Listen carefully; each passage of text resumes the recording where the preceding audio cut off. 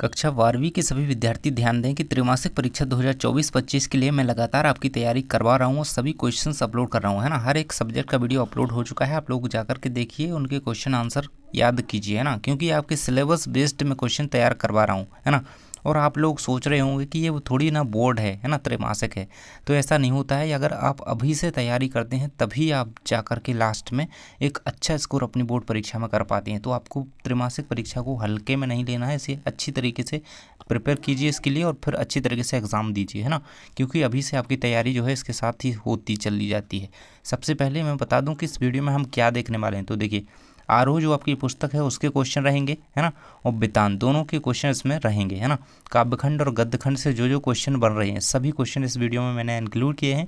और ये वैसे क्वेश्चन हैं जो कि आपके ऑब्जेक्टिव टाइप में पूछे जाएंगे, है ना। ऑब्जेक्टिव टाइप पूरे क्वेश्चन इस वीडियो में कवर हो जाएंगे, है ना।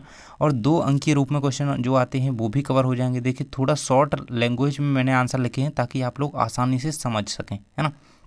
तो 2 अंकीय क्वेश्चन जो होते हैं और ऑब्जेक्टिव सभी कवर होने वाले हैं इस वीडियो के माध्यम से। तो काफ़ी सारे अंक के आपके कंप्लीट होने वाले हैं, है ना। तो बिल्कुल वीडियो को पूरा देखिएगा ताकि आप पूरी तैयारी कर सकें। और आप हमसे जुड़ने के लिए सब्सक्राइब कीजिए। और आपको ये पीडीएफ चाहिए तो नीचे डिस्क्रिप्शन में परचेस लिंक दी गई है, उस पर क्लिक करके आप इसे परचेस कर सकते हैं। पहला क्वेश्चन आपका दिया गया है यहाँ पे, प्रश्न है जो सुबह की तुलना किससे की गई, तो नीले शंख से की गई। सुबह की तुलना किससे, नीले शंख से की गई है। ऑब्जेक्टिव में क्वेश्चन बन सकता है ना। इसके बाद है सबसे तेज बौछारों का माह कौन सा है, तो भादों का महीना जो है सबसे तेज बौछारों का महीना है। बहुत ही ज़्यादा इंपॉर्टेंट क्वेश्चन है, ये पूछा भी गया है ना, पिछले एग्जाम्स में पूछा गया है। तो आप इसे बिल्कुल से हाईलाइट कर लीजिएगा और बिल्कुल याद कर लीजिए अभी से। इसके बाद है कविता किसके बहाने एक उड़ान है, तो कविता चिड़िया के बहाने एक उड़ान है, चिड़िया है, ओके। इसके बाद अगला क्वेश्चन है आपका, कविता फूलों के बहाने क्या है, तो कविता फूलों के बहाने खिलना है ना। उड़ान किसके बहाने है, कविता चिड़िया के बहाने है। और खिलना किसके बहाने है, मतलब फूलों के बहाने क्या है, कविता खिलना, है ना। मतलब खिलना किसके बहाने है, फूलों के बहाने। इसके बाद अगला क्वेश्चन है किसकी चूड़ी मर गई, तो बात की चूड़ी मर गई। बात सीधी थी पर पेचीदा होती चली गई उस चैप्टर में, है ना। बात सीधी थी पर उसी से क्वेश्चन लिया गया है, बहुत ही इंपॉर्टेंट है। किसकी चूड़ी मर गई, बात की चूड़ी मर गई, उसमें कहा गया है।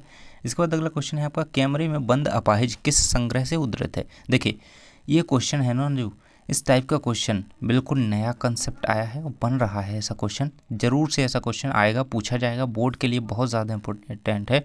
क्योंकि पिछली बार ना ऐसा क्वेश्चन आया था और बिल्कुल नया टाइप का क्वेश्चन था, तो कई लोगों पर नहीं बना था, किसी पे भी मतलब बहुत कम जो है स्टूडेंट कर पाए थे। तो ऐसे मैंने हर एक चैप्टर का यहाँ पे लिख दिया है कि कौन से काव्य संग्रह से उद्धृत है। तो चलिए हम देखते चलते हैं एक-एक करके सभी। लोग भूल गए, जो कैमरे में बंद अपाहिज चैप्टर है वो आपका लोग भूल गए काव्य संग्रह से लिया गया है। इसके बाद ऊषा का क्या अर्थ है, तो ऊषा का अर्थ जो है भोर है। तो बिल्कुल एक तरफ से पूरे क्वेश्चन सुनते चलिए, है ना। और ये पीडीएफ चाहिए तो डिस्क्रिप्शन में परचेस लिंक दी गई है, उस पर क्लिक करके आप पूरा पीडीएफ खरीद सकते हैं, ले सकते हैं, अपने मोबाइल में एक्सेस कर पाएंगे। इसके बाद है कैमरे के सामने किसको लाया जाता है, तो अपाहिज को लाया जाता है ना, अपाहिज को लाया जाता है। कैमरे में बंद अपाहिज आपने पाठ पढ़ा ही होगा। शंख का रंग कैसा होता है, तो शंख का रंग नीला होता है ना, पाठ के अकॉर्डिंग यहाँ पे बताया गया है। इसके बाद है बिना मुरझाए महकने के माने कौन नहीं जानता। बहुत ज़्यादा इंपॉर्टेंट क्वेश्चन है। फूल बिना मुरझाए महकने के माने जो है फूल नहीं जानता है। देखिए, आपको अन्य के सब्जेक्ट के इंपॉर्टेंट क्वेश्चन चाहिए, डिस्क्रिप्शन में लिंक दी गई है, आप सभी वीडियोस के देख सकते हैं। और आप हमें कमेंट में भी बता सकते हैं कि किस सब्जेक्ट के क्वेश्चन चाहिए, है ना। दुनिया की सबसे हल्की या रंगीन चीज़ क्या है, तो पतंग, है ना।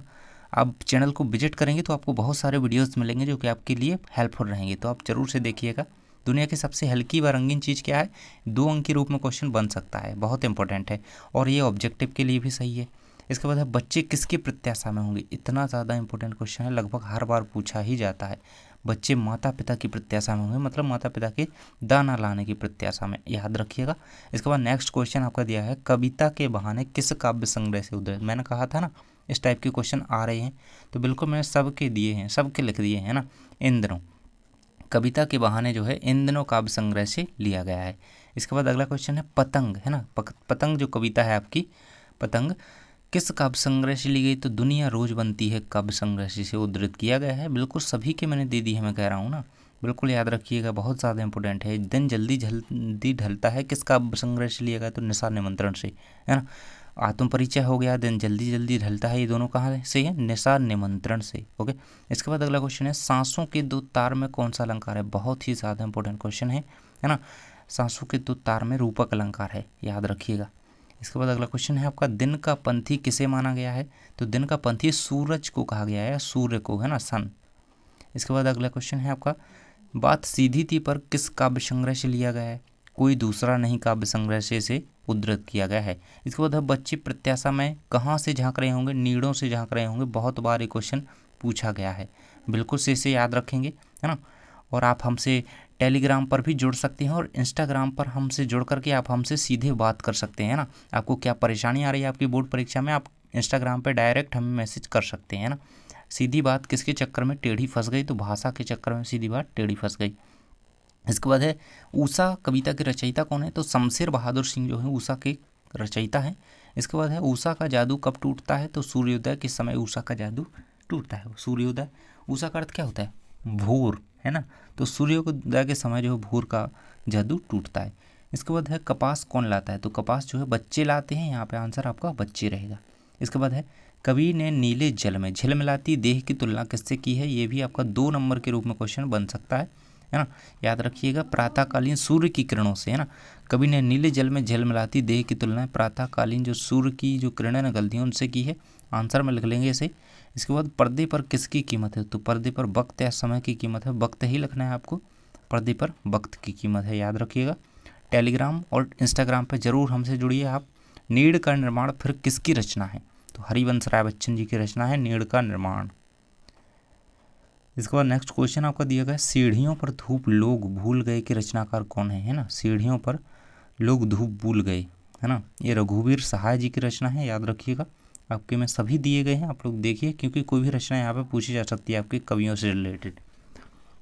इसके बाद है दोआब निबंध संग्रह किसकी रचना है? बहुत ही ज़्यादा इंपॉर्टेंट क्वेश्चन है ये, इस बार जरूर से याद रखेंगे। शमशेर बहादुर सिंह, है ना। ऊषा भी इनकी रचना है और दोआब निबंध जो है इनकी रचना है ना, ये संग्रह है एक पूरा। इसके बाद यहाँ से हम स्टार्ट करेंगे जो गद्य खंड। अभी हमने ये सारे क्वेश्चन जो देखे वो काव्य खंड के थे, है ना। ये आप गद्य खंड के जो आपके यहाँ से पाठ स्टार्ट होते हैं, यहाँ पे देख सकते हैं भक्तिन कहाँ की रहने वाली थी? तो भक्तिन जो है झूसी की रहने वाली थी, याद रखिएगा, आप सभी को पता होगा। बाजार कब जाना चाहिए? तो जब मन खाली ना हो तो बाजार जाना चाहिए। इसके बाद है ऊंचे बाजार का निमंत्रण कैसा होता है? तो मूक होता है। बहुत ही ज़्यादा इंपॉर्टेंट क्वेश्चन है, ये तीनों हैं इंपॉर्टेंट, बहुत वेरी मोस्ट इंपॉर्टेंट। चूरन बेचने वाले का नाम क्या था? तो भगत जी, आंसर याद रखेंगे। इसके बाद नेक्स्ट क्वेश्चन दिया गया है खोटे सिक्कों की टकसाल किसे कहा गया? तो भक्तिन को, है ना। खोटे सिक्कों की टकसाल खालिस्तान को कहा गया, तो भक्तिन को कहा गया है, याद रखेंगे। नेक्स्ट क्वेश्चन आपका दिया गया है प्रेमचंद्र के उत्तराधिकारी लेखक कौन है? तो जैनेन्द्र कुमार है, जैनेन्द्र कुमार आंसर, याद रखिएगा, जैनेन्द्र कुमार, है ना। प्रेमचंद्र के उत्तराधिकारी लेखक। मन खाली होने का क्या अर्थ है? तो आवश्यकता का ज्ञान ना होना मन खाली होने का अर्थ है। इसके बाद नेक्स्ट क्वेश्चन है आपका सेवक धर्म में भक्तन किससे स्पर्धा करती है? तो हनुमान जी से स्पर्धा करती है। पाठ पढ़िएगा भक्तन का पूरा, आपको समझ में आ जाएगा। इसके बाद है किशोरों की टोली का क्या नाम था? तो इंद्र सेना या मेढक मंडली, है ना। ये दोनों यहाँ पे आंसर हो सकते हैं, दोनों को याद रखिएगा, है ना। किशोरों की टोली का नाम क्या था? इंद्र सेना या मेढक मंडली कह सकते हैं। भक्तन का वास्तविक नाम क्या था? लक्ष्मण या लक्ष्मी, है ना, याद रखिएगा, लक्ष्मण या लक्ष्मी। इसके बाद है परचेजिंग पावर का अर्थ क्या है? बहुत ही इंपॉर्टेंट है भाई, क्रय शक्ति परचेजिंग पावर का अर्थ होता है। इसके बाद नेक्स्ट क्वेश्चन है ऋषि मुनियों से किसे सबसे ऊंचा, ऋषि मुनियों ने होना चाहिए यहाँ पर, है ना, ऋषि मुनियों ने किसे सबसे ऊंचा स्थान दिया? तो दान को सबसे ऊंचा स्थान ऋषि मुनियों ने दिया है। इसके बाद है शेर के बच्चे का असल नाम क्या था? तो चांद सिंह, याद रखिएगा। इसके बाद है चुंबक का जादू किस पर चलता है? तो भाई सबको पता है लोहे पर चलता है चुंबक का जादू। इसके बाद अतीत के चलचित्र किसकी रचना है? तो महादेवी वर्मा की रचना है ना। और छायावाद के कवियों के नाम याद रखिएगा, है ना। महादेवी ही वर्मा हो गई, निराला प्रसाद पंत, है ना, तो इनके नाम याद रखेंगे, छायावादी कवि हैं जो। गुनाहों का देवता अंधा युग नदी प्यासी थी किसकी रचना है? तो धर्मवीर भारती की, है ना। गुनाहों का देवता हो गया अंधा युग नदी प्यासी थी, ये धर्मवीर भारती की रचना है। इसके बाद लुट्टन के कितने पुत्र थे? तो लुट्टन के 2 पुत्र थे। उत्तेजना के मूल कारण को क्या कहते हैं? तो उत्तेजना के मूल कारण को विभाव कहते हैं। बहुत इंपॉर्टेंट है भाई, ऑब्जेक्टिव में बहुत बार बना है।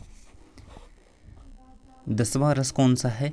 वात्सल रस, मोस्ट इंपॉर्टेंट क्वेश्चन। इसके बाद है रस के कितने अंग हैं? भाई इतनी बार आया है ना ये क्वेश्चन, को लिखा नहीं, हर क्लास में आता है। 4 अंग होते हैं रस के, है ना, 4 अंग, है ना, विभाव, अनुभाव, संचारी भाव,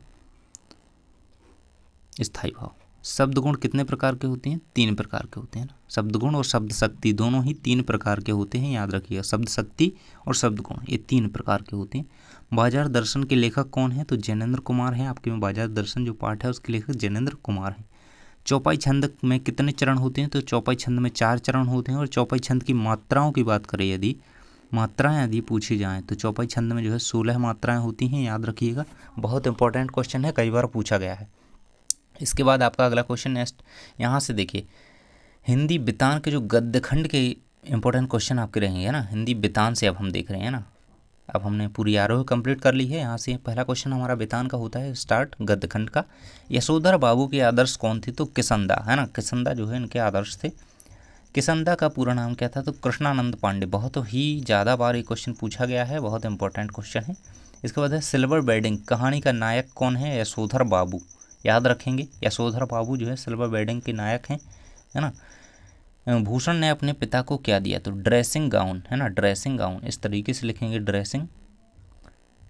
ड्रेसिंग गाउन दिया ही गया है, थोड़ा यहाँ पे मिस्टेक है इसमें। इसके बाद है आनंद यादव का पूरा नाम लिखिए। तो आनंद रतन यादव, है ना, याद रखिएगा। इनके गुरुजी इनको क्या आनंदा कह के बुलाते थे, नाम वो भी याद रखेंगे। जूझ कहानी का हिंदी अनुवाद किसने किया? केशव प्रथम वीर ने। देखिए पिछली बार क्वेश्चन पूछा गया था, बहुत इंपॉर्टेंट है। इसके बाद अगला क्वेश्चन आपका दिया गया है, आनंद यादव के घर कोल्हू कब आरंभ होता है? तो दीपावली के बाद। अतीत के दबे पाँव का क्या अर्थ है? तो प्राचीन काल के अवशेष। अतीत मतलब पुराना, पहले का, प्राचीन, है ना, प्राचीन काल के अवशेष, दबे पाँव यहाँ पे कह सकते हैं। इसके बाद है ऑफिस से लौटते समय यशोधर बाबू किस मंदिर जाते थे? ये बहुत ज़्यादा इंपॉर्टेंट क्वेश्चन है, कई बार पूछा गया है। बिड़ला मंदिर जाया करते थे यशोधर बाबू ऑफिस से लौटते वक्त। इसके बाद है आनंद यादव की माँ धूप में क्या थाप रही थी? उपले या कंडे जिसे कहते हैं, है ना, गोबर के उपले बनाए जाते हैं ना, तो वही यहाँ पे बात की जा रही है। इसके बाद है सारा दिन दादा बाजार में किसके पास गुजरता था? तो रखमाबाई, यहाँ पे आंसर आपका हो जाएगा। इसके बाद है आनंद के कक्षा अध्यापक कौन थे? तो मंत्री मास्टर उनका नाम था, यहाँ मंत्री मास्टर उनसे कहते थे। यहाँ पे आंसर रहेगा आपका मंत्री मास्टर। मोहनजोदड़ो यानी कि मोहनजोदड़ो की खोज कब और किसने की? तो सन 1922 में राखलदास बैनर्जी ने की थी। इसके बाद नेक्स्ट क्वेश्चन आपका दिया गया है, आनंद यादव और उसकी माँ किसके पास गए थे? तो दत्ताजी राव के पास गए थे। इसके बाद आपका अगला क्वेश्चन है, सिंधु सभ्यता का सबसे बड़ा नगर कौन सा है? तो मोहनजोदड़ो नगर जो है सिंधु घाटी सभ्यता का सबसे बड़ा नगर है। इसके बाद यशोधर बाबू अपने बटुए में हमेशा कितने रुपए रखा करते थे? 100 से 150 रुपये वो हमेशा ही रखे रहते थे। इसके बाद है किसंदा ने यशोधर बाबू को कितने रुपए उधार दिए थे? बहुत इंपॉर्टेंट क्वेश्चन है ये, 50 रुपये, है ना। किसंदा ने 50 रुपये यशोधर बाबू को जो है उधार दिए हुए थे। इसके बाद है घर की खुदाई में दाढ़ी वाली मूर्ति का नाम क्या था? तो याजक नरेश, याद रखेंगे, बहुत इंपॉर्टेंट क्वेश्चन, याजक नरेश। सिंधु घाटी सभ्यता के लोगों को किस धातु का, लोहे का ज्ञान नहीं था उन्हें। इसके बाद है यशोधर बाबू के कितने बच्चे थे? तो भाई उनके 4 बच्चे थे, याद रखेंगे। इसके बाद यशोधर बाबू का कौन सा बेटा जो है स्कॉलरशिप लेकर के अमेरिका चला गया? तीसरा बेटा जो था उनका वो स्कॉलरशिप लेकर के अमेरिका चला गया। मंत्री मास्टर लेखक को क्या कहकर पुकारते थे? तो आनंदा, मैंने बताया था ना अभी, आनंद जो थे उनको आनंदा कहकर के उनके शिक्षक पुकारते थे। इसके बाद है आनंद यादव के पिता का नाम क्या था? तो रतनाप्पा, है ना, इसीलिए इनका नाम क्या है पूरा? आनंद रतन, है ना। इसके बाद है आपका यशोधर बाबू ने मैट्रिक की परीक्षा किस स्कूल से पास की थी? तो रैमजे स्कूल अल्मोड़ा से, याद रखेंगे, ये बहुत इंपॉर्टेंट है, सही जोड़ी में कई बार बना है ये क्वेश्चन। किसंदा की शादी किससे हुई? तो उनकी शादी किसी से भी नहीं हुई थी। देखिए ये क्वेश्चन नया बनाया गया है बच्चों को थोड़ा जो है कंफ्यूज करने के लिए तरीके से। एक अगला क्वेश्चन है, चंद्रदत्त तिवारी यशोधर के कौन लगते थे? तो भांजे लगते थे, याद रखेंगे, भांजे। चंद्रदत्त तिवारी जो थे यशोधर के भांजे लगते थे। सिल्वर वेडिंग का अर्थ क्या है? तो शादी की 25वीं वर्ष को सिल्वर वेडिंग यहाँ पे अर्थ यहाँ पे बताया गया है। इसके बाद है जूझ का अर्थ क्या है? तो संघर्ष, है ना, जूझ का अर्थ दिया। मोहनजोदड़ो में कितने कुएं थे? 700 कुएं थे। वेरी मोस्ट इंपोर्टेंट क्वेश्चन है, इसे लगा लेंगे बिल्कुल से हाईलाइट करके। मोहनजोदड़ो नगर कितने वर्ष पुराना है? 5000 वर्ष पुराना है।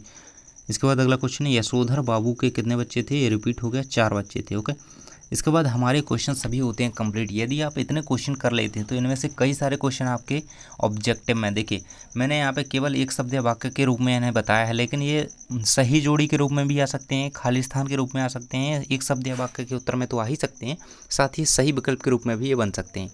तो बिल्कुल आपको ये सारे क्वेश्चन कंप्लीट कर लेना है। 2 अंक के रूप में भी इनमें से क्वेश्चन पूछे जाएंगे बहुत सारे।